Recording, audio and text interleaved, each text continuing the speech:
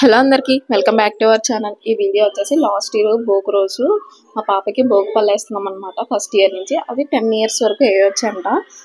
అయితే first year నుంచే start చేసాము. అలాగే మా అత్త వాళ్ళ మనవరాలకు కూడా ఇంకా 10 ఇయర్స్ రాలేదు, 7 ఇయర్స్ అనుకుంటా దానికి.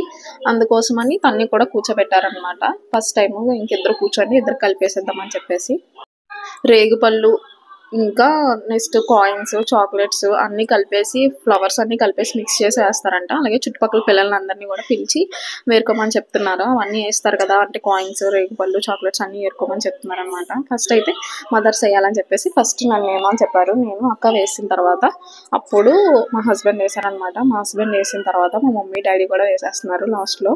కానీ ఇక్కడైతే బాగా పేచి పెట్టేస్తుంది. అంటే పిల్లలు వచ్చారు కదా, ఎక్కువ మంది పిల్లలు రావడంతో బాగా ఏడుస్తుంది అనమాట, కంగారు పడిపోయి. అందుకోసమని కింద ఫోన్ పెట్టాము, ఫోన్ పెడితే అయినా ఆగుతుందని.